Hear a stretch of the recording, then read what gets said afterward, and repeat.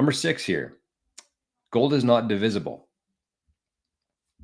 So one of the main arguments that people have who are very uneducated on Bitcoin is they say, well, I can't pay for coffee with Bitcoin. Well, you can. We just watched a farmer's market in El Salvador of people buying things and selling things with Bitcoin, with Lightning. You're not going to use layer 1 to pay for a coffee. Layer 1 is going to be the settlement layer of the world for trade, global trade. But you can use the Lightning Network to pay for coffee. So that's one. But think about trying to pay for a coffee with an ounce of gold. So what's gold worth now? Like $2,200, $2,300. You go to the coffee store and you try paying for something worth $5. What do? Are you going to shave it off in front of the clerk? Hopefully they have a nice weighing scale there, and everybody behind you doesn't mind that you're shaving off a small sliver of your gold to pay for a coffee. So it's not divisible. Bitcoin, on the other hand, even though people say, well, there's not enough Bitcoin in the world, we need to increase the supply, you can move the decimal places as many times as you want in Bitcoin.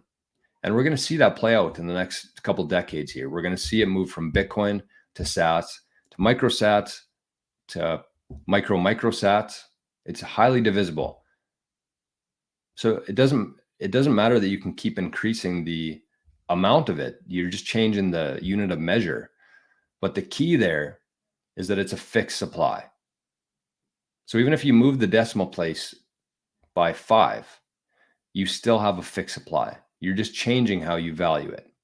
And the reason why we're not valuing, or we're not talking in microsats yet, is because Bitcoin isn't valuable enough for people to measure it in microsats yet.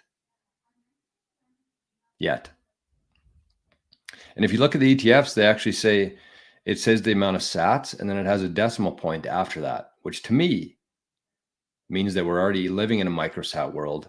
We're just not really aware of it yet. So gold is not divisible. You can't pay for coffee with gold. You can't pay for groceries with gold. You can't pay for gas with gold. You can't pay for anything with gold. Even a house. Would you take like a bag of gold and try to buy a house with it? I mean, you could. I just don't think you'd find somebody who's willing to take gold for a house. But you could easily buy a house with Bitcoin, easily, without any lawyers, without any banks. So there you go.